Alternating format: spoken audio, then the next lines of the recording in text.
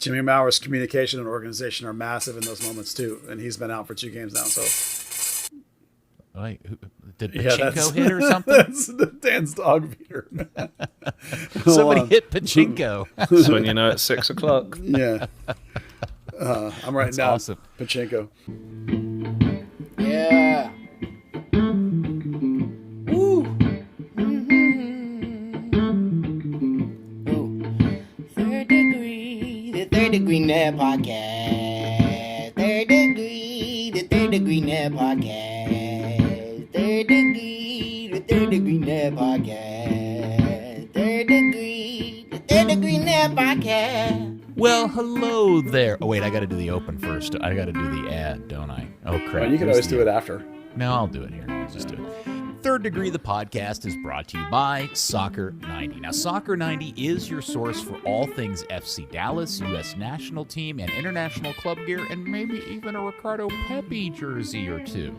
Highlights include the Dallas Tornado tee, which is exclusive to this store, and the FC Dallas Kick Childhood Cancer pregame top in its funky design.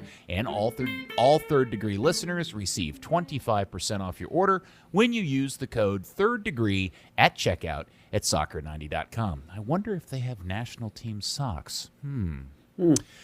Well, hello there, FC Dallas Curious fans. Welcome to another episode of Third Degree, the podcast, and I have a feeling this one's going to be quite interesting. Joining me today, of course, all the way from somewhere in the Dallas-Fort Worth area, our favorite Englishman, Dan Crooke. That would be Richardson. Oh, you're in Richardson. Okay. I am. Are you in deep old Richardson?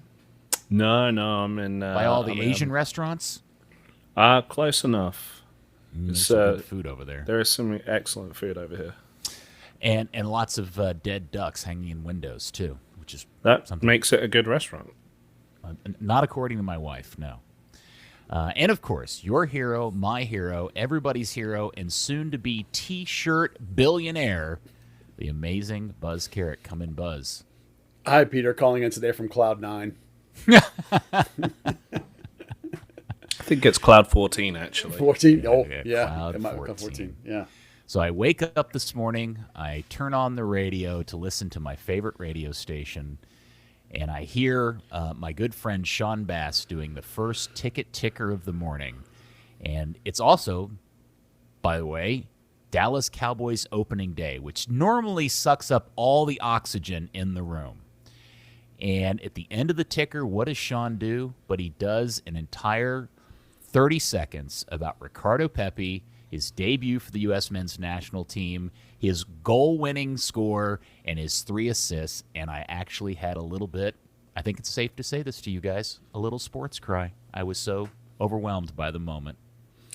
Well, for a split second, Peter, I was wondering what Sean Bass was doing on 91.7, but then I realized you meant the ticket. And I'm with you. I'm sure there's a little happy cry there when I know like how hard it was to get the ticket to even talk about soccer at all. And as things become more and more on the conscious level of the broader sport spectrum, soccer, I mean, it's just great. It's we've been around so long now that we remember how horrible coverage was way back 40 years ago. And so it's so pleasing to see things changing.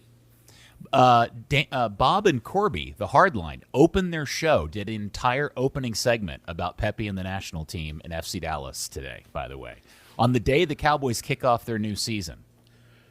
Well, that's... Let that soak in for a few minutes. Now that's... I mean, 30 minutes at the end of the ticker was... 30 minutes. 30 seconds in the ticker was one thing. The lead segment of Bob and Dan, I mean, that's... No, Bob and Corby, the Hardline. I'm sorry. Yeah. That's how old school ticket I am, that I'm back to like a year and a half ago when it was Bob and Dan. Dude.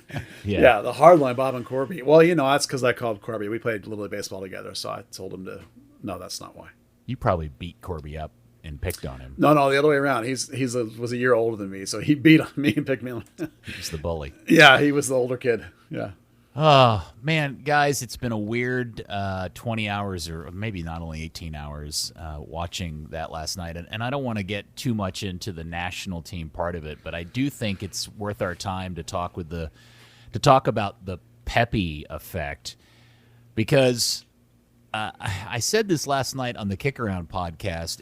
When it was 1-0 and it was looking very gloom and doom for the U.S. men's national team, like 2 points out of 3 games, and, oh, God, we're never going to qualify for another World Cup again. It did dawn on me that I was now stuck with a club team and a national team, both counting on an 18-year-old kid to score goals for them, and that really bummed me out because there's a part of that that's cool, but there's another part of it that's not cool. But after what Ricardo did in the last, 30 minutes of that game, well, I guess the last 45 minutes of that game, I just need to get comfortable with the fact that Ricardo Pepi is really just that damn good. Imagine, Peter, if your job was being on the line with an 18-year-old scorer and not scoring, which may or may not be true of both Luchi Gonzalez and Greg Berhalter. Yeah. He's the job savior. Yeah, He really is. Savior. Well, listen, we've talked about how different Pepi is wired than a lot of other people. The kind of kid that at 18 can rise to these occasions as he's done, and it's been way more than one. It's, first pro game, hat trick with North Texas. Comes into this season firmly entrenched behind the $3 million guy, blows past him and takes away the starting job, all the while predicting he had a goal of 25 goals this year in the league, which is mind-boggling. Goes to the All-Star game, asks for the winning PK and takes it and does it and wins it. And now gets the call up and then tweets trades text with his buddy to get all the social media stuff ready because I'm going to score tonight, and then goes out and scores. The kid is ridiculous. He is ridiculous. Yeah, it's not that he has no self-doubt. This is a kid that has absolute belief in his ability to deliver, and he's done it. I mean, that is ridiculous record over the last, since early 2019 till now. I mean, you can go all the way back to when he was a kid and he got spotted and he was in that New York Times article and he came to Dallas and dominated the academy and everything. All the journey has been absolutely amazing, and it's going to be amazing from here on up. I mean, this is just, when he's 18, he's going to have probably, unless he gets hurt or something, at least 12 to 15 more years of a career ahead of him. And I can't wait to see what the kid does. Dan, I'm hoping that maybe, or thinking that maybe somewhere in your lifetime back over in England, you can think of a parallel career path to a guy who in the course of the last, is it 3 weeks, month, 2 weeks, where he elevates himself by scoring a hat trick in his league. He's become the lead American scorer in his league. He goes to an all-star game and wins that game, announces that he's picked the United States, or he's announced he's going to play for a particular country, then goes and shows up and in his debut scores the winner and has 3 assists. Is there another thing you can think of in your lifetime that compares to something like this? I think when you consider kind of where he came from, no. For all your Wayne Rooneys and Michael Owens that have this hype train around them since they were 10 years old, Pepi didn't have that. He came up, he spotted at 13. We knew the rumblings, but then at 15, they kind of, it starts elevating. He's going to be the North Texas guy. He's going to be it. And, sure enough, Buzz and I were down there when he was the surprise announcement. We were there at his first game with the hat trick, and it's just, he's just made this impact really from very little. It was interesting in the game because the one opportunity that he had in the first half, you just kind of worried that was kind of the missed opportunity a guy making his debut has, where a ball comes in, a guy heads it to him, and he's just not in the right position, and you just wondered if anything was going to settle out for him. But I'm fairly certain nobody had any idea what happened in the second half was about to take place. Well, I wasn't worried about his confidence to take another shot if that one came to him that was kind of behind him. What I was worried about is the way the U.S. was playing. I wasn't sure he was going to get another opportunity.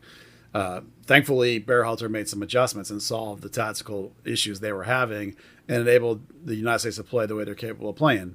And that a lot of that went through and around Pepi, and that's what's so fantastic. And I had no doubt the kid could do it. But the thing, one of the things about Pepi, if you don't know him enough or watch him enough, and anyone listening to this podcast probably does, he's not a player that does it all by himself. He can't pick up a ball 30 yards back, dribble through 5 guys and score. That's not the kind of player he is. He's a player that thrives on combining with people. Now, it's not ticky-tacky, but if you don't play the ball into his feet, this happened to him one time at the U17 World Championship, remember, when he was playing with Gio Rana, and I can't remember who the other guy on the other side was. Griffin Rao, I think. Rao. Those two dudes weren't passing the ball into Pepi's feet. And so Pepi got shut out for a lot of that stuff. You have to combine with him. You have to play the ball into his feet, and he will make good things happen for your team. He's not going to do it by himself. Go ahead, Dan. I'm sorry. I was going to say, I did like, in the first half, something that we've seen more probably with North Texas than FC Dallas at times was he went searching, trying to make those plays happen. He was dropping deep. He was dropping out wide, trying to pick up where what the ginger fella was supposed to be. Sergeant. Yeah, that guy. He's not, he's not good. It's hard to remember his name. So insensitive to call him a ginger. Bluey. It's literally the color of his hair. But he was doing those things that we've seen his game kind of develop over the last couple of years, where he's not just staying up high central, waiting for the pass to come in. That he is coming searching, trying to make things happen, trying to make those combinations happen. We saw there was one really nicely held up the ball, just popped it out to Pulisic and made the run into the box. The first goal, that's kind of how that came about. Is in the first goal, he was doing the one thing that we all think is the weakest part of his game, which is hold-up play. And he didn't have a great game. That aspect wasn't his very good yesterday, but in that one instance, he did exactly what he needed to do. Yeah, he was also being marked by a guy who's, who trained with him when he was 15 and kind of knows his game inside and out. But yeah, it was good to see him be like, in the first half where they were so timid. He was the one guy that was kind of not afraid to Pulisic obviously as well, but wasn't afraid to try and make his own space, try and make passing lanes appear where they weren't before, and make up for the fact that there wasn't a midfield. One of the things that he was doing yesterday that I was really impressed by, and I'm not even sure I've seen him do it this much for Dallas, which was his pressing up front, like his willingness to go attack defenders and try to steal the ball away. And he was successful a few times in the course of the game. That was just an element to his game that I was really impressed by, because the rest of the team in the first half just looked so kind of leggy and not into it. Pepi was very different. Yeah, that high active press, that energy is what has really accelerated for Dallas over the last 6 games or so, maybe going back to when we saw the advent of all these young kids playing up front. It particularly peaked in the Austin game, of course. And some other national reporters were like, wow, this kid really presses like crazy. And I said, well, no, he's been doing that for a while. He even did that in the academy. It's just a question of having the entire team collective being able to do it, usually for FC Dallas. The other thing, of course, that Pepi does really well is he uses his movement, off ball in particular, to put these center backs under immense amounts of stress and make them react to him and either double him or follow him or hand him off. And every time he makes a movement run, he stretches them and creates gaps. And that was particularly highlighted as well, I thought, when the other guys were able to find pay dirt because Pepi was occupying people. Well, it was a tremendous it's really funny. The after effect of all of this was this tremendous performance has suddenly now elevated him almost instantaneously to the top of everybody's list, as locking him in as a starter for the national team, no matter who shows up. And I do think that's a bit of a stretch, but it also is representative of just how desperate the U.S. was for a number 9. And Jeff Carlisle said this and brought this up on the Kick Around podcast last night. Imagine if just 2 weeks ago, or however many weeks ago, he had announced he wasn't playing for the U.S. but Mexico. Yeah, well, I would have shed a tear. Obviously, I was really hoping he would pick the United States, and obviously so should be everybody else. I don't think that he's a lock forever. I think he's a lock for the next game. There's no way he's not the next starting 9 for the next game. The national team in general, all national teams in general, are way too much about current form, health, what your club team is doing, who you're with in the rotation, who you're up against. It's way too volatile with large gaps between these groupings of games. So you can't guarantee anything such as, it's Pepi's job for the next year till the World Cup. He gets the next game, and we'll see. That's how it works. The other side effect of this whole Pepi thing from last night is a conversation about what it means from many different angles about Dallas, Football Club Dallas, the club that we follow and love, because I made the joke online, Buzz, you made the joke, and an infinite number of other people all instantly started tweeting funny GIFs and images of people diving into piles of money or smoking dollar bills or wiping their butt with $100 bills and saying, hey, look, here's Dan Hunt after selling Ricardo Pepi to Team Club X in Europe. And, and then the question being asked of, well, how many more times are we going to see Ricardo in an FC Dallas shirt before they sell him? And, oh, by the way, the Turkish window is still open, so it could be 1 or 2 games, if ever, again. And that's a whole aspect of this thing that bums me out, and also at the same time is conflicted with this kind of weird sense of pride. Well, yeah, certainly we should all take, I think, collective pride in if the organization moves players onto large amounts of money. That means that they're developing players from our backyard, from the players, the kids we watched growing up. You absolutely have a sense of pride for that. I think whether they move him or not this winter, and no question, by the way, that the club is anticipating that's possible. I know for sure that they are, on at least the coaching staff is on some level. The trick will be, and this is where it comes down to Dan Hunt, and probably even when you're talking about Pepi, probably even Clark Hunt. How much of a sell-on are they going to want? How much money are teams going to have available in the winter coming up? Because they have more money, international teams do, in the summer, which is why Dallas keeps losing players in the summer, because that's when they have all the money, and that's when they do most of their moves. So can somebody meet their valuation this winter? I think it's probably pretty likely. I think you can't get a phone conversation with the Hunts unless you come in with a floor of $10 million, and I think it goes up from there depending on how much of a selling you're willing to do or not, and probably somewhere realistically full price, maybe up to 15, I think. Now, I'm not a transfer expert by any means, and Dan, you've seen a lot more transfers than I have. But I just think that the further up the field you get, and the more closer to being the goal scoring 9 you get, the more the value is, the higher the value is, the higher the sale is going to be. And he's, as an 18-year-old, he's leading this team in scoring, and he's the highest scoring American in the league. All those things mean big money. And this kind of shop window event where you do it for the national team, that accelerates things, because now multiple people have seen him. Anyone that really can afford him probably was already scouting him, but this kind of showcase moment will accelerate the price and the window. So you're going to have to assume that it's this winter, worst case in the terms of timeline, next summer, God forbid. And the only way it's not is if people are trying to play hardball with the Hunts for some reason based on what percentage they might want to keep. And then it might be the end of 22 possibly, but it can't be more than that. I don't think. Dan, where are you on that?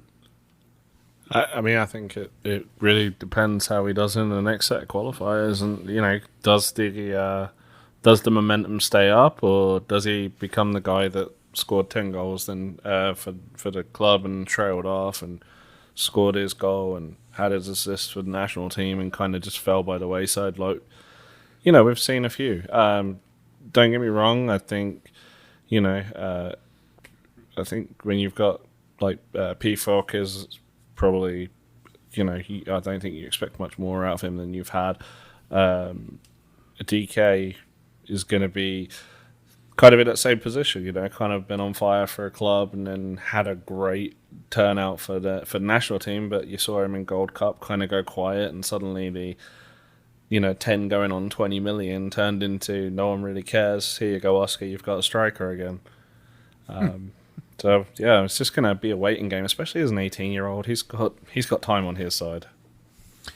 Do you think there's any conversation? Well, there's 2 parts to this question, and Buzz, you may have some more insight to this. But one, is there any conversation inside the front office of, hey, what if we were just to open up a bank account and offer Pepi too much money to leave, and make an argument as to his career would be better off keeping what he's doing here with Dallas and paying him to stay versus going overseas? And 2, Buzz, do you have any idea as to what Ricardo Pepi wants to do with his career at this point? Is he one of these overly eager teenagers that just is desperate to get out from home and go see the world? Well, the answer to one, I think, is no, not really. They just gave him, relatively speaking to them, a big raise, a big contract. Do we know what he's on? I forgot if we knew. No, they didn't, but you have to assume, I think, that relatively speaking, it's going to be similar to Paxton and Jesus. But as we always say, further up the field, more goal scorers, the higher it's going to be. Is it going to be 1 million? I would guess it's something like, it starts lower and goes higher, just like Paxton and Jesus's did. I think Paxton's averages at like 6 something, so maybe it averages at 7.5. I mean, that's just wild speculation based on what we know about how the hunts work and how these deals have worked, these homegrown deals. This comes back to the idea that if you're not paying him a relatively decent number, people are not going to come in. They're going to go, well, you're paying this kid $70,000. Why in the world should we give you $10 million? You have to pay him in advance of that. So you pay these kids this kind of money so that you can sell them for larger amounts of money. And in the end, the hunts have a wage structure for this organization. Now, they will pop it for somebody like Franco Jara when the owner wants to go get his guy, or they will push it a little bit for your Mauro Diaz's. But you know here that they've never signed any DPs that have these crazy salaries. They always sign guys just a little bit above the DP and then buy them down. They get guys in their 800. Reto was 8 something, right? You had Diaz was just short of $1 million or right around $1 million. Franco's the one that kind of is out of line. It's just not how they do business with this organization. They don't sign $10 million players here. So I don't think the Hunts are going to become different in the way they operate this franchise because they firmly believe now, 25 years in, that they're doing it correctly. Now, everyone out there can disagree with them, and you're perfectly entitled to disagree with them, but they're not going to listen to you. They're not going to listen to me. The Hunts are going to talk to each other, and they're going to decide. So the part one is no, they're not going to do that. Part two, Pepi is not, in my experience, one of these kids that's always yapping about Europe and always has his eyes on Europe. And I don't mean this to be negative, but compare him to Dante Seeley, right? Dante Seeley, every time you turn around, Dante Seeley's going on a trial somewhere, or he's trying to go on a trial somewhere, or he's talking about it, or he's tweeting pictures, or he's going and meeting people, right? Pepi didn't do that. Pepi went to Bayern with the club and their setup and their people, right? That's the only one he's done, and he's done it with them. He's been very open. Like when he signed the contract, he said, "I'm happy to be here for a couple of years. I definitely want to be over there." So he does want to go, absolutely, 100% for sure. Now, whether he wants to go to Europe or whether he wants to go to Mexico, I would assume Europe and not Mexico, but money does talk in the end sometimes. So we'll see, because he has a value in Mexico that he doesn't have, that some other guys wouldn't have, just because of his heritage and where he's from. But so I think 100% yes, he wants to go, but he's not.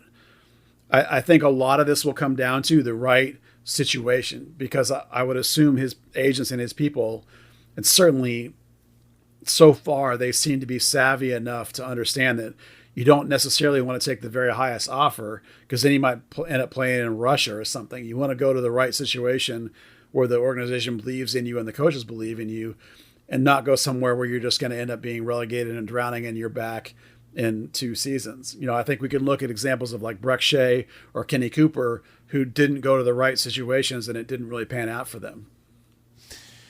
Okay, so I guess the question then becomes, this is going to ultimately end up being the most depressing of all of the success stories for FC Dallas if you're a fan of the team, right?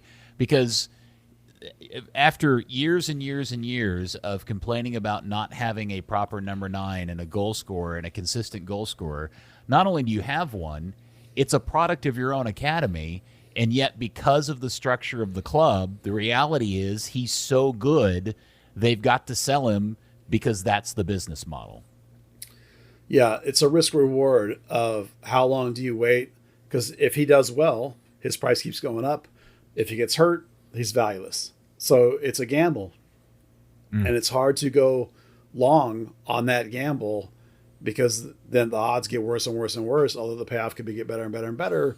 But then so much of that is on Pepi too. You just don't know. I mean, we'd all love to see him for a couple more seasons, wouldn't we? But you can't. It comes back to the idea, can you stand in somebody's way? If the right thing comes along, if the right situation comes along, the right money comes along, it's like Mario Diaz, right? He tripled his contract. They were like, dude, go. Like, we can't tell somebody to stop, you know?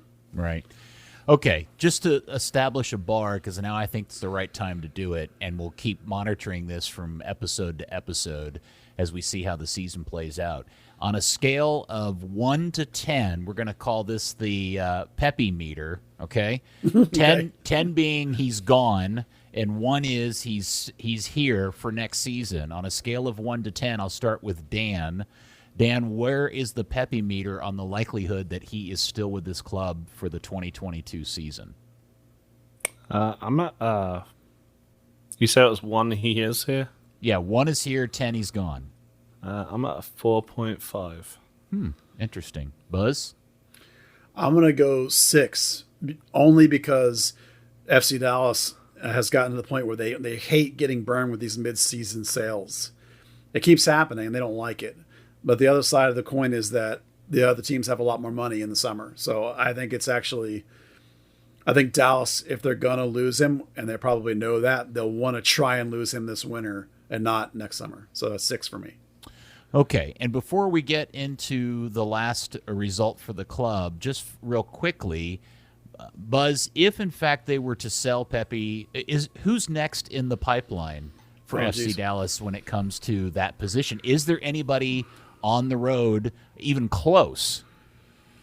Not close. The kids that are in the academy, there's a couple of them that are interesting, but they're at where Pepi was when he was 15, or they're where Brian Reynolds was when he was 15, 16 years old. They're not 18, 19 years old. Okay. The two closest ones are Knight Pickering, who's a pure 9, but he's not he doesn't stretch the field like Pepi can do. He's a what you call a fox in the box. He's more like Frank O'Hara. Don't hate that, but that's style wise. That's how he plays. And then the other one is who's come on like gangbusters is Talik Scott.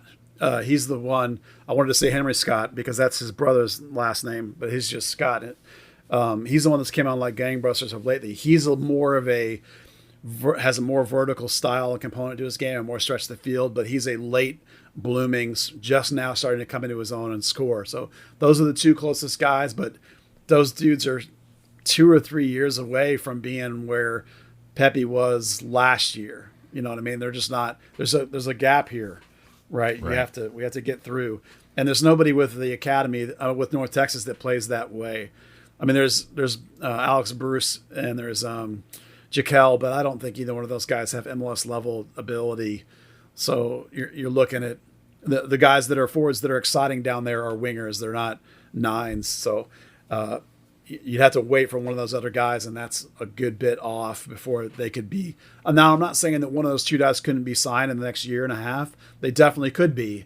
But when you sign these teenagers, look at Paxton, look at Jesus, look at Reynolds, look at Tanner. None of them produce at 15. It's 17, 18, 19. They start to make hay. So that's why you can't look to replace Pepi from the academy right now. You'd have to go get somebody.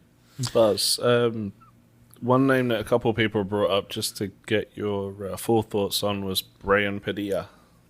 Oh, yeah. Well, Brian's not a 9 either. He's a false wing.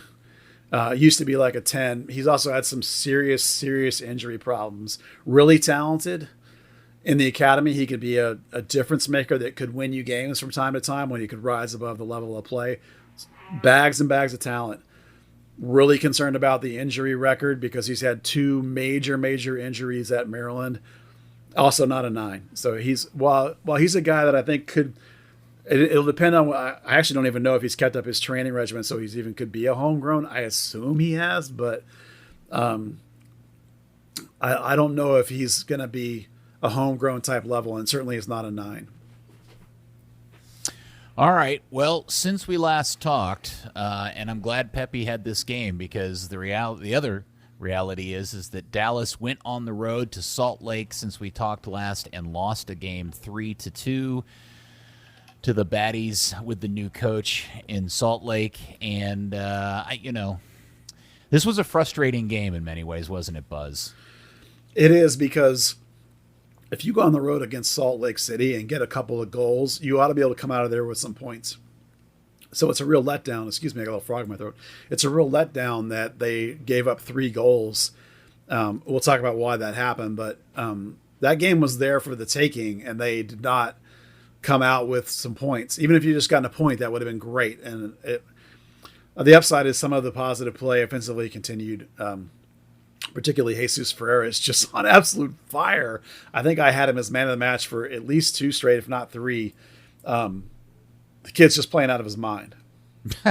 He is. And maybe just to like smooth over everything, we should just talk about that goal for a few minutes and just enjoy it before we get into the bad parts of the game.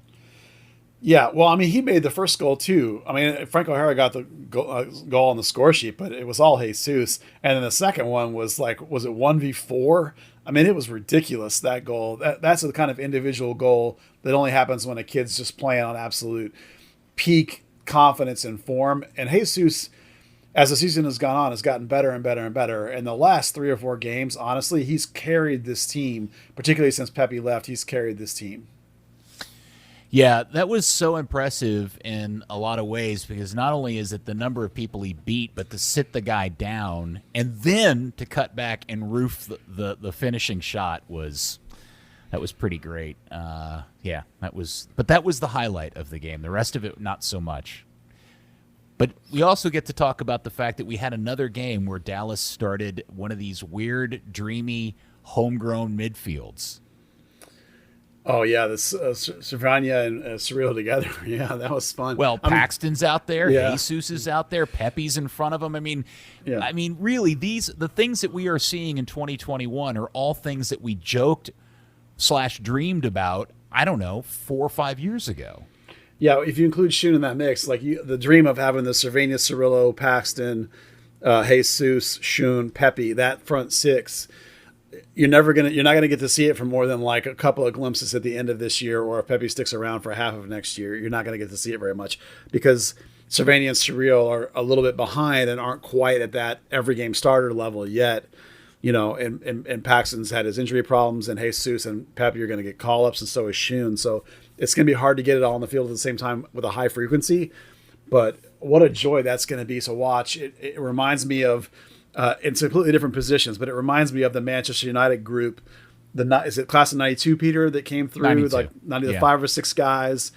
If you had their money, you could do the same thing. You could keep all those dudes and make this run, and it would have been so much fun. But we have to enjoy the snippets we're going to get of it. Now, Dallas does score the first goal in this game, and as you mentioned, it was a beautiful Jesus pass. It was an Obrion dummy and a Hara finish, and that was about as nice as we've seen somebody not named Ricardo Pepi or Jesus Ferreira play for this team in a while. And in fact, Dan, I'm going to ask the question, and it's okay. There is no wrong answer here, but am I wrong? But is Yadier Obrion actually playing okay for this team of late? I think, in Austin, absolutely, and Houston, absolutely.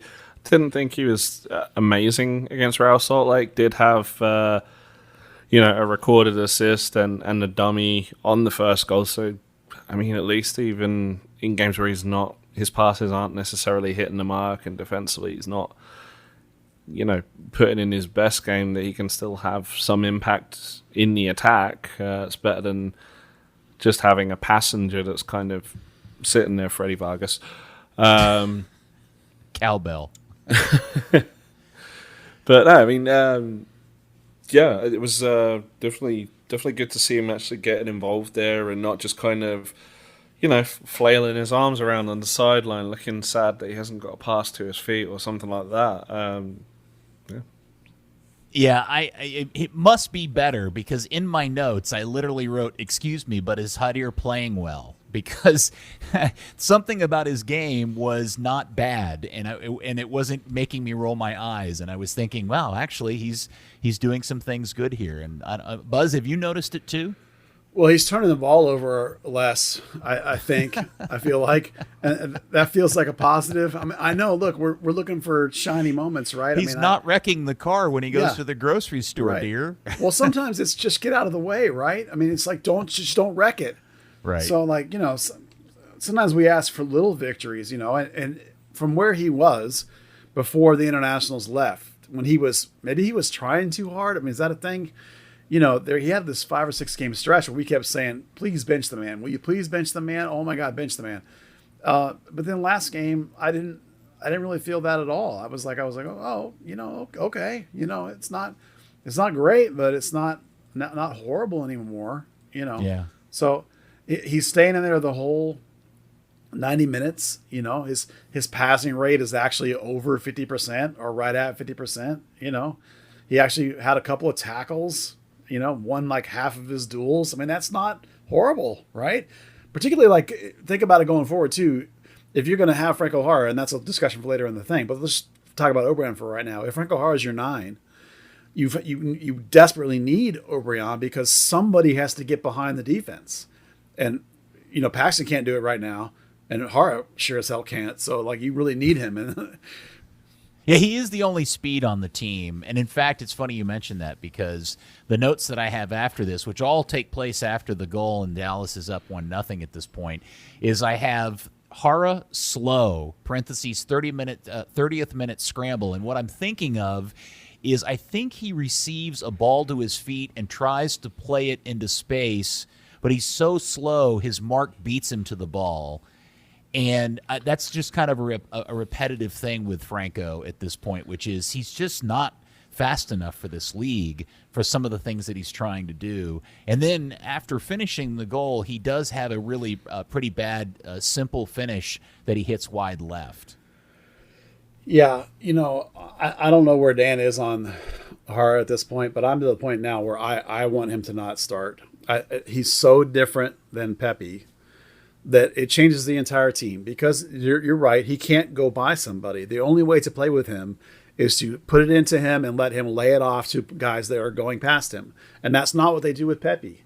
Pepi doesn't post up. So it's a completely different style. And the whole front 4 has to alter the dynamic if Jara's in there. So I did my little post-game reaction. It's time to not play him no matter what. You cannot start him. You have to keep him as a change coming off the bench. Now, there's various ideas about how you do that, but I just watch the guy play, and I think there's no contribution coming from him as a starter. He cannot perform for more than about 10 or 20 minutes at most. But who plays that position if Ricardo's not available? Well, I want to hear what Dan says. That's that question first. And I know what everybody online said about it. And then I'm going to have an answer later after I hear what Dan said. So Dan, go ahead. I'm happy with Jara starting games where it's going to be physical, kick the ever-loving shit out of the striker because he can absolutely handle that. We saw that in that Houston He's our beat-up Camry game. I mean, yeah, but he, those are the times where he gets you to your destination. I mean, I guess the obvious one is, let Jesus take top spot and slot in Paxton behind, especially if Schoon's back for the left wing role. It's just, you want options, and FC Dallas doesn't have a ton of them right now. Yeah, this comes back to, Peter, the idea that the roster construction is off. We love what Pepi's doing. Franco Jara provides an alternative. There's no third choice 9. There's no third option here. So if Pepi's gone, you have to start Franco Jara. You really have to. And then I turned around and said, I want him to not start, period. Now, Dan's right. Maybe San Jose's a good example, too, of when that banging, for 60 minutes will work, and that's fine. So the reason why most people, I think, said Jesus 9, Paxton underneath is because we've all seen Jesus play 9 for the national team, and he's perfectly good at it, right? But for me, that's a Lucciism. Take your best player and put him where you have a problem. I in the academy, great. At the pro level, I hate that. I don't want to break the rest of the midfield because I want to move Jesus up. We just said Jesus is carrying this team right now. Leave Jesus where he is. You have to find a way to find another body to play that position if it can't be Franco Jara. And I would have said for sure don't, but Dan has a good point about maybe against San Jose. So for me, you had to do something else. If Dante Seeley was still here, you could try him. You could honestly try Obrian like they used to do with Barrios as a 9, right? Try Khalil Abdelmakar as a 9. He's got a Pepi style. right? Those things are not great options. They change the team less than Franco Jara does or moving Jesus does. So that's why I think it's a tough answer. There's also a further complication about San Jose coming up, which we'll get to in the training report later. Yeah. By the way, Paxton Pomacall is not a 10. The end, period. Yeah, I'm with you on that. All right. Let's see. Then we get into the bad part of the game because suddenly now the game turns and we have a really weird situation where Franco Jara commits a foul. Real Salt Lake restarts play. Paxton, of all people, fails to shut down the wide player, allows the cross into the box. Edwin Cerrillo seems to walk away from his mark, and now we're at 1-1. Weirdly, he was almost hugging Brandon Savania. I think they were trying to mark each other. It was very weird. And but it was one of the yes. It was Justin Glad's run. That's one of your two midfielders is supposed to pick up that run. And that's again and again and again people falling asleep on quick set pieces. On set pieces in general, for either from deep or quick plays.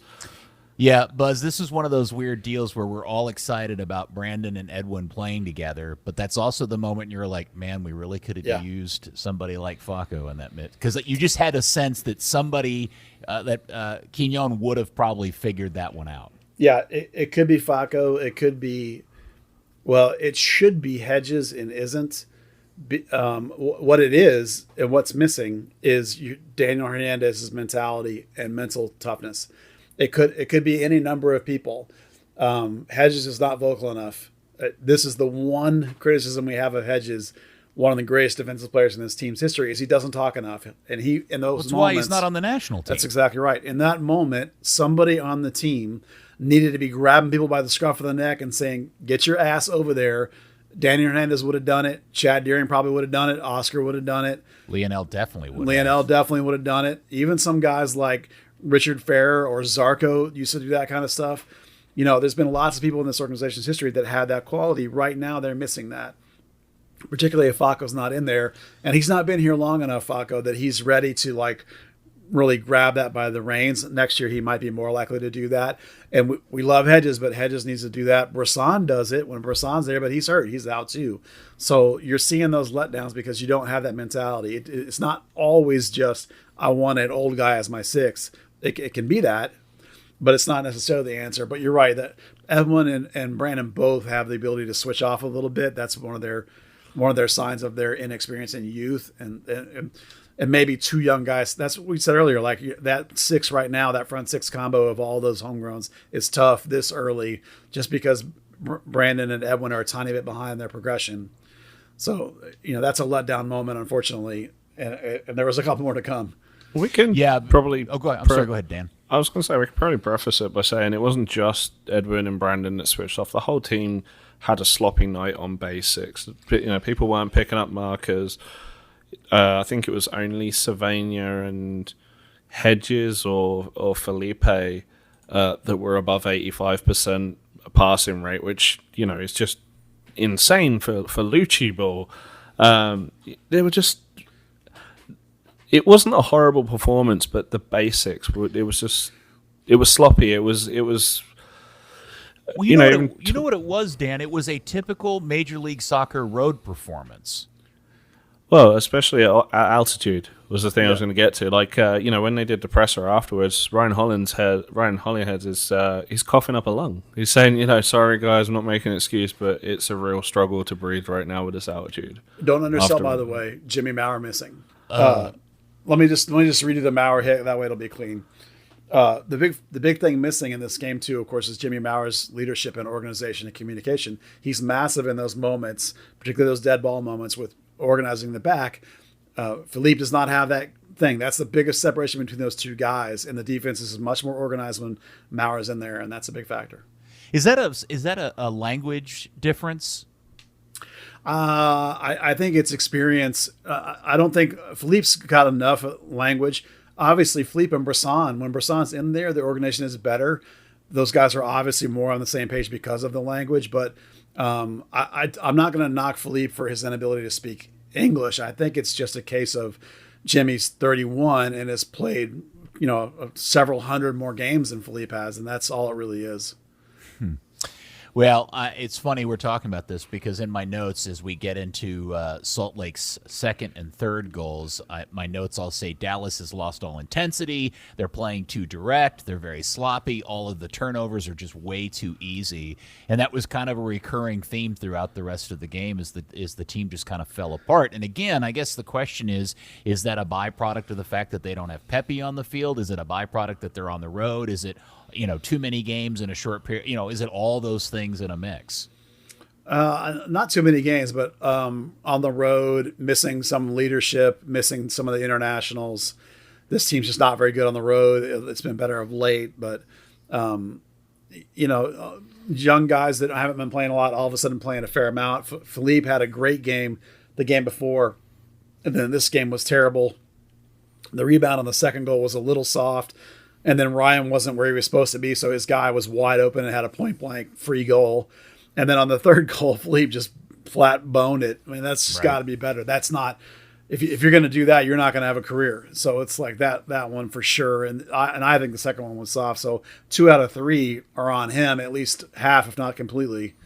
So the defense has got to step it up the next game. They got to tighten that up, and I'm sure – based on what I saw, I'm sure there's going to be some changes. And one of the other notes that I have in here, and I couldn't quite figure out if this was a byproduct of the fact that everybody was just too winded because of altitude or if this was a tactical instruction from Lucci, was it just seemed like they were playing far too direct. Like everything was, hey, we just won the ball in our half of the field. Let's immediately get it to the other half of the field. And that's not Lucci ball typically, so I was confused as to whether or not that's just panic clearing and everybody freaking out because they're not in a good frame of mind, or was Lucci trying to get people forward quickly and telling them to do that?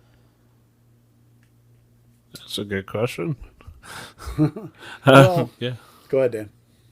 I was just saying, that really didn't, I mean, that certainly didn't get addressed on the call after the game. Is that an observation on my part that's not fair or inaccurate? No, I think that's totally fair.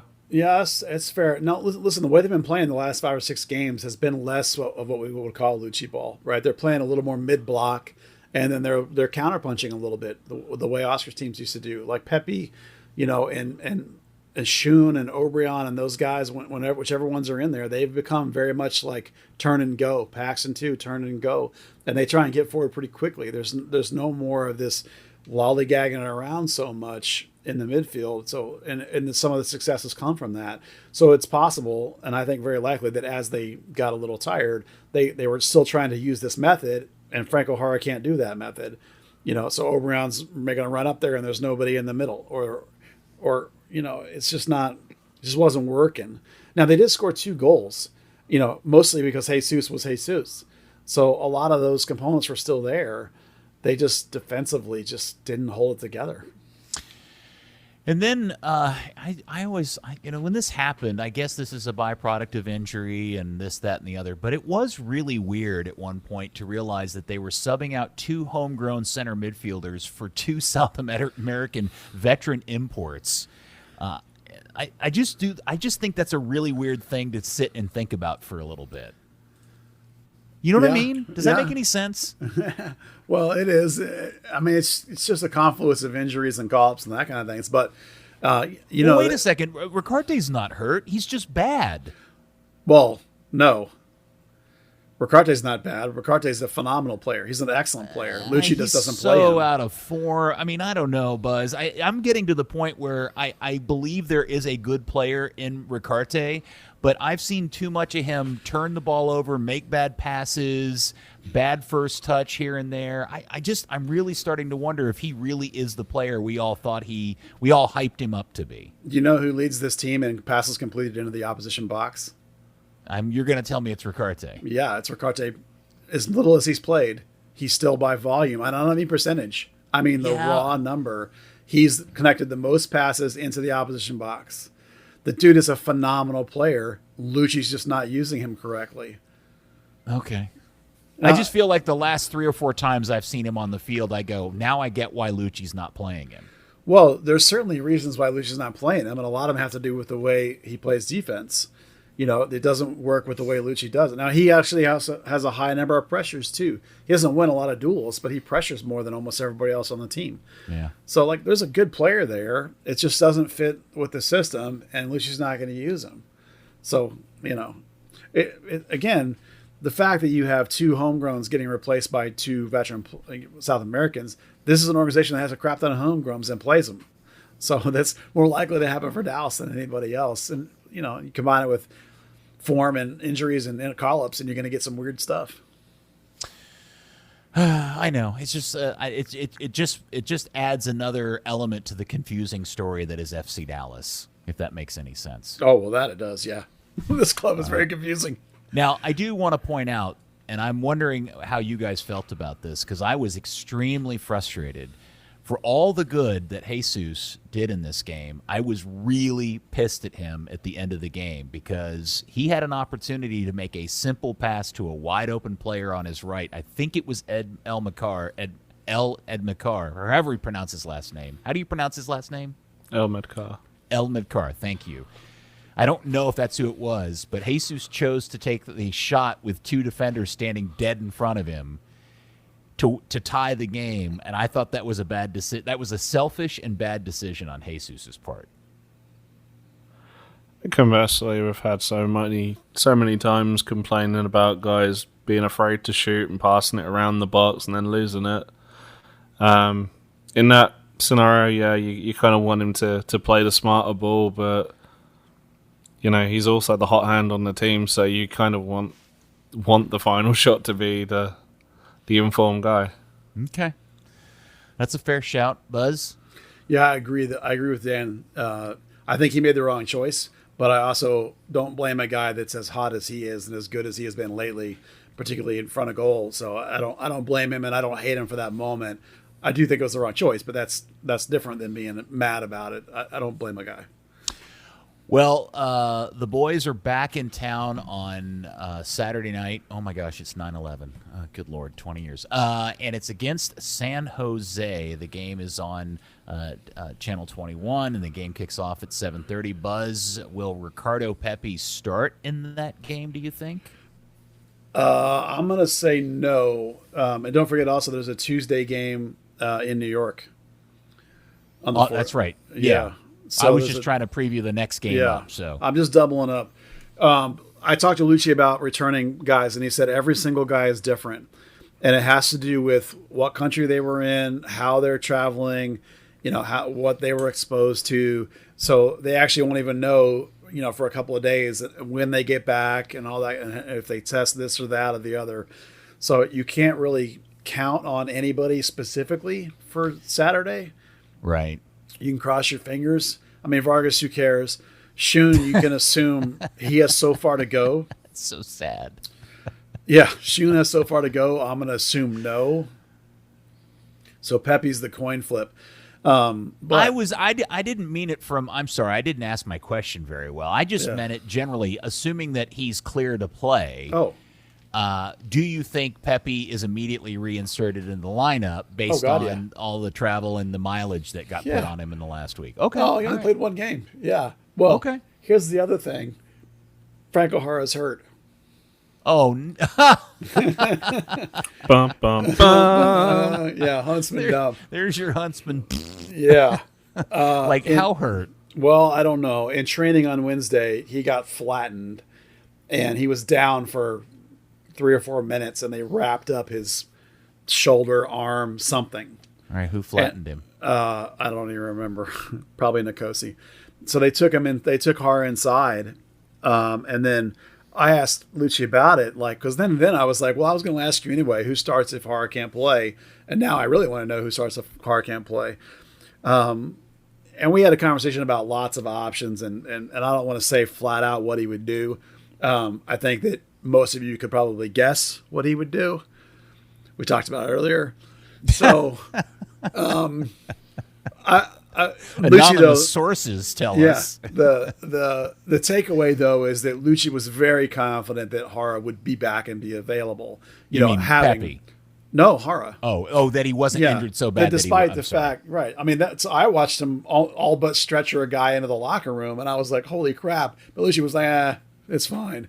So, I mean, he obviously must have talked to his trainers and not been worried about it, I'm assuming, because he didn't seem remotely worried. But there is a good chance that Hara's not going to be available and Pepi's not going to be available, which is one reason why I really wanted to have the conversation about who starts. And Any chance that that Lucci was quietly hopeful? He didn't have to make the choice to start. I'm not going to say nothing, but yeah, I mean, yeah. So legit chance Hara's not available. I think he's going to be fine based on what Lucci told me. He seemed like he sure was going to be fine. But I did see the guy get wiped out and go into the locker room. And then Pepi, yes, Pepi could be back and walk right in. It's only going to be a protocol for that kid. He played one game. It's not a problem at all for a kid like that to walk in. And I don't think you can count on Shun. But you'll get Costa could walk right in and play too, except that I think Brandon Cervini actually has been really good. And Lucci seems reluctant sometimes to just dump a kid just because Acosta's back. I mean, he let some guys play through when Acosta came back last time. So did I see that Shun started for Hungary? He did. Yeah. Did he play well? Yeah, an assist. Well, Really? they played somebody horrible, so it's not a big. It's like playing your team. Played Andorra, didn't they? Yeah. Yeah, So, Doro's no Barachos, that's for sure. no, they're Over 50. 157th in the world or something. It's about the same level, frankly, Peter. I watched some of that game. I'm telling you, it's yeah. Well, if you could set up the Andorran national team versus the Barachos over 50 team at MoneyGram Park, we could probably sell a few tickets to Yeah, that. it probably would be an even game. Even Steven. And I had forgotten about the New York City game. And by the way, that's at Red Bull. They've moved that game to Red Bull Arena, which is probably helps Dallas a lot because NYCFC does tend to benefit from playing on the trapezoidal field of Yankee Stadium. Well, let's get into San Jose game a little bit. Maurer, I don't think is going to be back. He was not participating in training this week, so it'll be Felipe again. And what is Morrow's injury again? I think it's his quad. I'm not really sure. The MLS site says shoulder, but it ain't that. I think it's his quad. Okay. They're being kind of That's just quiet. because he went down clutching his shoulder one time. Yeah. But yeah. They were trying some things in practice on defense. It looks like Martinez is going to get the call, which is a pretty good passing. I like that against San Jose. Maybe a shakeup at left back. They did a bunch of Imatu Amasi left back, Che right back. That happened a bunch. After Hollings had boned that second goal, I'm not surprised that they're at least considering that. Nkosi or Hedges at right center back, obviously with Martinez at left. So it'll be Nkosi or Hedges. I hope it's Nkosi, but it could be Hedges. Faco's probably back with Cervania, I think. Edwin's going to probably take a seat just because, A, you need Faco, and B, Brandon's played really well 2 straight games, I thought. The front group will just be the same group, and depending on whether Hara can play and whether Pepe's back or whether Shun's back. It's the obvious choices are up front. Okay. Let's see. What else do we need to talk about here today on Ye Old Podcast? So we know. So your big news is that Hara is hurt. What about the other guys, Faco and Brisson, etc.? Yeah, etc. Brisson was working on the field next over, doing a bunch of cutting kind of stuff. What you do right before you rejoin. So I would actually anticipate he'll rejoin this next week. So. Probably not in time to play for New York, but certainly in time to play against Houston. Oh, that'll be fun. And then, as I said, Maurer didn't participate, and Faco was all in 100%. So I think Faco and Cervania is the combo in midfield. Okay. Interesting. What else? Anything else we need to talk about today? North Texas lost on a goal in the 92nd minutes for the third time this season to Chattanooga. The same team has done it to them 3 times now, which is just an aberration. Yeah, I'm sorry. I'm embarrassed to admit that I've completely stopped paying attention to North Texas soccer. I have no idea what's going on with their season. I just see a lot of tweeting and message boarding back and forth that there's some really incredible streak going on with them right now. Well, there was. What was it? Dan, was it 9? They were unbeaten. Yeah, and it was all draws pretty much. Yeah, Yeah, it was. Yeah, they were undefeated, but they Yeah. were all ties. Well, the book on North Texas this year is that their defense it took a while, but they've actually gotten their defense on a good place, mostly because of Kaiser. So they've solidified the back, and they're not giving up a lot of goals, but they're not scoring a lot of goals. So they get a lot of ties, a lot of 0-0, 1-1 ties, hence the unbeaten streak, but not winning streak. So that's they're in the top 4. So, if they can get the offense squared up a little bit and figure out how to score some goals, they've actually got a chance. They should be in the playoffs. They got a third of their season left, so they got plenty of time. So, Quill always finds a way to get there eventually, and it took him a long time to get his defense straight, and now he's just got to get some goals going. Well, this question I'm about to ask, maybe this may not be the right place for it. Maybe it's a different podcast for a different time. But at this point, like I said, I've completely lost all attention span about that particular team. But are there players currently on North Texas that have any trajectory to FC Dallas? And if not, are there players that have a trajectory to be sold by this overall club to profit from them? And if not, why are we doing this? Well, the answer to that is there are a handful of players that project potentially to make it to the MLS level. They have a whole bunch of kids that are like 18, 19 that have some upside that they found in interesting sort of areas.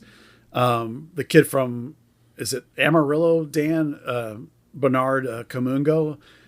Kid, 18 years old. He's a fascinating player. I can't remember what town it's from. He was just playing high school soccer, not even club soccer. Was it Abilene or Abilene? Yeah, I think you're right, Abilene. Gibran Rayo is playing the best soccer of his career. He probably has the best chance to jump up this year, but I think he's more likely going to be, sold or somehow facilitated to a USL Championship team, probably. Hope Kudzo is still got massive potential and is just 18. The Kazu, the left back, left wing, that guy looks terrific. So they've got, Blaine Ferry's showing a little bit. There's 5 or 6 guys who, with the next 2 or 3 steps of progression, could get to MLS in a couple of years. There's nobody there's no Pepi where it's like, sign that dude now, start playing him. There's nobody like that right now, which is why they're not scoring. The closest one, of course, is Kaiser Gomez, who they literally already signed and then immediately loaned back, who's 20. So he's a center back. So he's got, he's one for the next couple of years for FC Dallas. And then Nicky Hernandez, who's had an absolutely horrific year by every stretch of imagination. He can't even start for North Texas right now. And he's their draft pick. We'll see what happens with him. All right. So there's lots of intriguing guys. There's nobody that's like knocking the door down other than maybe Kazu's close and a left back kind of guy. That's an interesting one for sure. Especially with Nelson being out for like 8 months. That could get, back surgery. You never know with that poor kid. Yeah, man, they're playing all the way out there in Arlington. I just can't be bothered to drive all that way. If only it were on ESPN Plus and you could watch every game. if only. All right. Anything else, guys? Going once. Well, the only other thing is that, as I mentioned this last pod, I'm going to mention it again because I think it's important, that Antonio Carrera is, again, he's with FC Dallas every single day now. He's basically the U19 goalkeeper. And I think that's, given how, what's the word I'm looking for? You guys know Drew Keyshawn. Given how stern and demanding that guy is, how little patience he has for players that cannot. I don't mean like kids. He'll bring in a kid and work with them and all that kind of stuff. But if you're there every day, that's no longer you're a kid. That's now you're impacting our training. So for Carrera to be going on 8, I think he just turned 18 maybe. For them to be invited to be there every single day tells you a great deal about where they see him and where he will be in the next couple of years with this organization. If you're good enough, you're old enough, right, Buzz? Exactly. Especially for Keyshawn. That dude, oof. We've seen him bomb out college kids in half a training session before. Oh, yeah. Yeah, once you're an adult age, he has no patience for any kind of... If you can't maintain what he's trying to do. And he's training at a very high level with his keepers. If you cannot maintain that level, see ya. And this kid is. And I think that says a lot about his potential. And there's another great keeper too, like a year behind him, 2 years behind him. So the kid that's like 13 and is 8 feet tall, Julian Eyestone. It's gonna be a miracle if Julian Eyestone makes it to FC Dallas. That kid's in every way positive. He's a freak of nature, and it'll be very unlikely that he actually makes it all the way to FC Dallas, despite the fact that he's going to be. Wait, do you mean in terms of that he'll sign a deal and get sold, or that he'll refuse to sign a deal and go on his own path? Yeah, one or the other, because he'll be worth way too much money too fast. I mean, he's already 6'6". He's probably done growing. He might get to 6'7". And you'd think, of course, a guy that size can dunk, but sometimes when you're that size at like 14 years old, you lose your coordination. He has not. Phenomenal athlete. He obviously, as I just joked, can dunk a basketball. He really does. He's such a good athlete, in fact, that the teams that he's on, the academy team he's on, if they're playing somebody that's terrible, they'll use him as a 9. When they want to play their other keeper, their backup keeper, they'll play him as a 9 in the game, as a forward. He's a Crouch. Yeah, like a Crouch.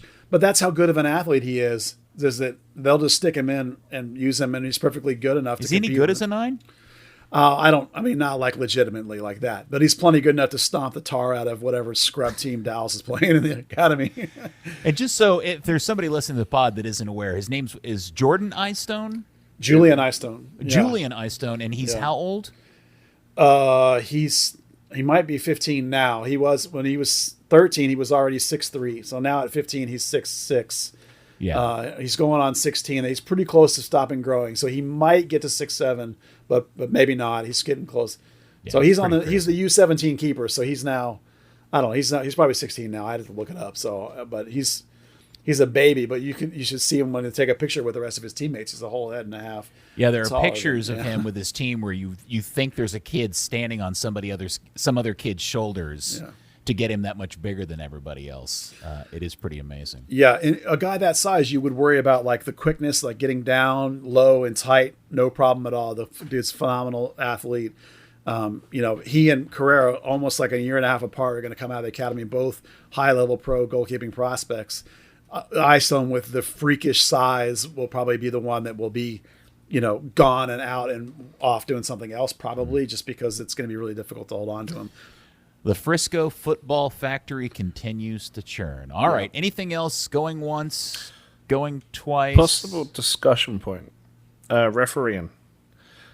So the game at the weekend, obviously you had Baldomero, Toledo, the wonderful sideshow of the MLS circus. A couple of incidents. I think was it Hideo Brian goes down in the box in the very, I think like second minute, right? Paxton's brought down in the box. Immediately gets turned back for the second RSL goal. There's a Justin Glad handball around the edge of the area. Every time, it seemed like Toledo was trying to do what we kind of all said at the start of VAR about, referees maybe not reffing the game and kind of waiting to see if they get that call. Now, I don't think that O'Brien was fouled, but the other two incidents were just outside of the area, so not eligible to be reviewed. Is this, do we think this is something that's going to be a recurring theme, or is this just Toledo sucks? I tend to find that the way MLS is running VAR, I understand where that premise comes, but it does seem to vary from referee to referee. And Toledo definitely does give you the vibe of a guy who's made a decision in his head that unless I'm absolutely certain, I'm not going to call it, and I'm just going to assume if it's a big deal, somebody will ring up my ear and tell me I need to go back and look at it. Yeah, the problem with that is that the VAR and MLS have instructions to not do that unless it's massively obvious, because they don't want to infringe upon the referee and like embarrass him by like overturning his stuff all the time. So like they're not supposed to actually do it unless it's blatantly horrific. Well, what is that? What's that phrase? What's the terminology they've used from the beginning that now is completely escaping me? Clear and obvious. Thank you, clear and obvious. So I still think they run it, Buzz, is clear and obvious, not like, oh my God, they just ripped somebody's arm off. And I don't think it has to be that. But I do think, in fairness to what to what Dan is pointing out, is that you get into these situations where he doesn't make the call and you don't get it because he's just outside the box and VAR isn't going to adjudicate that. So now you've missed the opportunity for a free kick just outside the box. And I think that's where the way Toledo is running this, it becomes a bit of a problem. But I would also say that I think even prior to the VAR, if I remember Toledo correctly, he wasn't a big guy to call a lot of stuff to begin with. He wasn't a ticky-tacky kind of it had to be pretty severe. He'd let guys play. So, the thing I noticed, because, it was something I'd asked Lucci about, and so I went back and looked at all the fouls, and the closest foul he called to either box for the attacking team was 25 yards out. Like, he was, nothing in the final third, virtually nothing in the final third, which is almost unheard of. But then you get those moments where Paxton goes down and the players are going to the referee and RSL break up the other end and, a couple of seconds later score. It's just, and I'm sitting there watching thinking, are they going to is this going to be that weird event, that weird occurrence that we talked about where a goal gets chalked off and instead it's a penalty to the other team, and they cut to the replay and it was just outside the box, so not reviewable in any way, but a definite foul. And it just seemed baffling that was like VAR in MLS. I think honestly, compared to other leagues, it's been excellent, but it just seemed such a terrible implementation of it. Maybe just by one referee. I just hope that that's not going to be like a discussion point down the road of, oh no, what Peter said in the first place came true. Well, but I do think that, anybody that's running VAR is never going to make that. No VAR is my understanding globally is ever going to go back and tell a referee that there was a foul outside the box and to call it, right? Well, that's up to the ref to call it. Yeah, that's the point. And it was kind of like, it was so close to the edge of the box. It's like, is he leaving it saying, well, if it was in the box, I'm going to get a call in my ear, so I don't have to worry about it? Well, right. Yeah. And I guess the problem is that he's not recognizing that one way or the other, he needs to give the ball to Dallas as a foul, whether as it because it's a penalty kick because it's in the box, or if it's just outside of the box, it needs to be there. And maybe that's where the Toledo in particular needs to be more, accurate in his foul recognition. But he's never been that kind of guy, though, Dan. I think that it's more about him than the overall implementation of VAR. Yeah, I definitely, and that was kind of it. It's like Toledo obviously has its reputations, and it's, was it Toledo or was it the quote-unquote system? Now, that incident may have cost Dallas. Dallas cost Dallas the game. That's, no, we're not talking like that little SB Nation blog that came up with every reason that every FC Dallas goal ever should be discounted. One of the things that I do wonder is I get the sense that there are some MLS teams, and I think this is true about any team in any league. There are certain teams that are really good about coaching their players to understand the differences about how each referee referees a game, and they know that so-and-so's been assigned to their game, and part of their pregame kind of thinking is, all right, Toledo's doing this game. He doesn't tend to call fouls, within 20 yards of anybody's box, so get stuck in, those types of conversations. And I do tend to think sometimes that's not, this is just a casual observation, is that I don't think Dallas does, I wonder if that's part of Lucci's coaching and pregame preparation. I think it's very clear to me that it is part of the preparation of somebody like a Bradley or an Arena or some of these other more veteran coaches. I do think that's something missing out of Dallas's the way they prep for games, because they do tend to seem to fall victim to that a lot. Yeah, that's fair. You got you mentioned an Arena, Bradley, or Oscar. Those are all guys that have known Toledo for a very long time and have kind of been on the end of that experience. It's interesting to see kind of how you get around that. And that, I think one of the things that we talked about in Lucci's first days was that Drew Keyshawn, that was going to be one of his things, that he knew the stadiums, he knew the cities, he knew the training venues, he knew the referees, he knew the opposition teams, and that he would hopefully be that that bridge the gap on that knowledge. Oh, well, when you said you wanted to talk about referees, I was hoping you were wanting to point out that the pro referee organization now has a new ref kit that they can assign to games. Did you see that was the debut of the orange referee kit? Oh, really?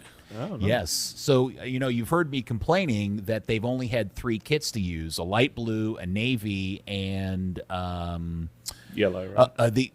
Is it yellow? Or is it green? It's green, the fluorescent green, and how that was creating all sorts of conflicts with keeper jerseys and so forth. So they have now rolled out this fluorescent orange kit as well. So that's the new one for all. There's your kit nerd talk for the podcast.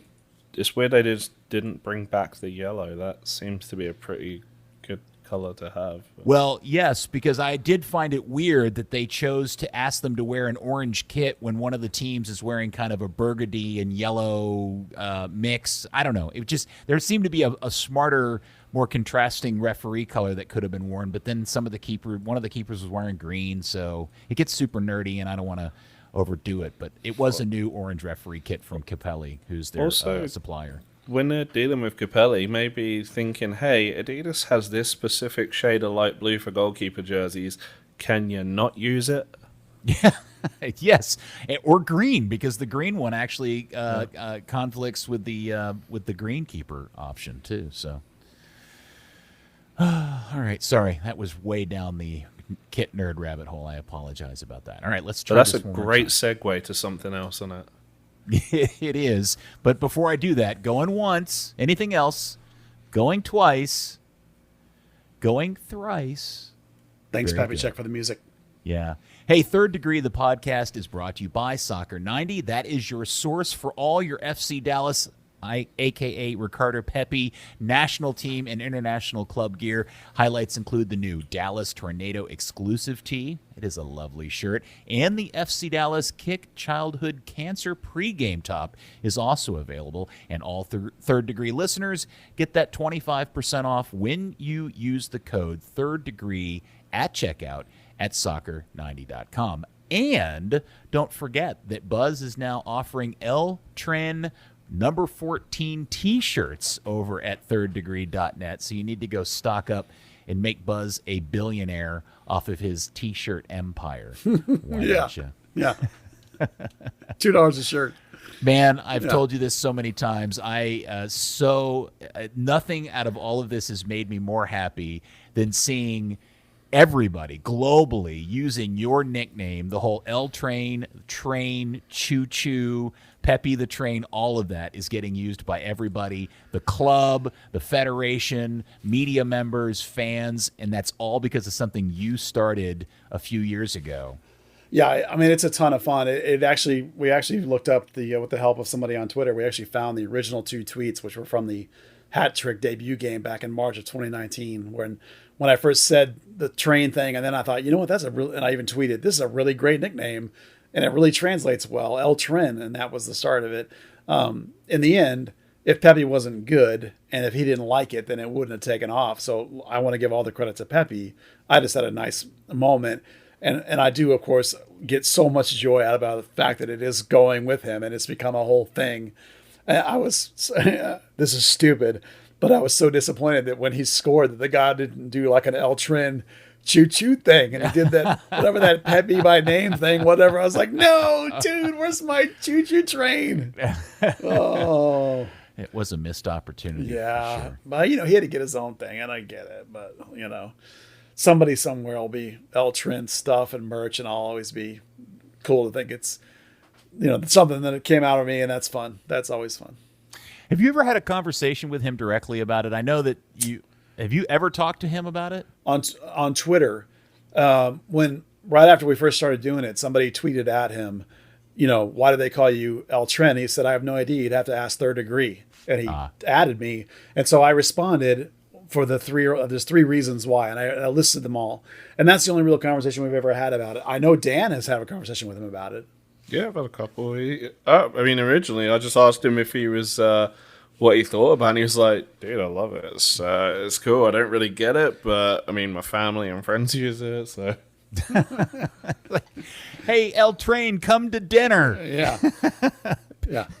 Hey, L Train, take the garbage out. Oh, my favorite moment of the whole thing was the other day when he actually wore an engineer hat up to one of the FC Dallas games. Did you notice that? Yeah. Oh yeah, I was fan like- gave it to him outside. Yeah. That was so good. Pretty damn great. All right. Well, despite the loss, we all are kind of feeling a little giddy inside as our very own is now the star of the U.S. men's national team after scoring on his debut and hitting a hat trick of assists. I just don't know if it gets any better than that. It's such a wonderful, such a wonderfully good feeling, and especially considering that he's making up for all the shame that Weston McKennie put on us just a few days earlier. And we haven't even talked about that, so maybe we'll do that in the next pod. All right, Dan, thank you very much, sir, for all your stuff and insight and good nature. And Buzz, as always, congratulations. Go make a bunch of money on T-shirts. Yeah, thanks. And FC Dallas Curious fan, thank you. We will speak to you next time, hopefully with a bunch of points in our pockets on another edition of Third Degree, the podcast. Chew, freaking chew. Third Degree, the Third Degree Net Podcast. Third Degree, the Third Degree Net Podcast. Third Degree, the Third Degree Net Podcast. Third Degree, the Third Degree Net Podcast.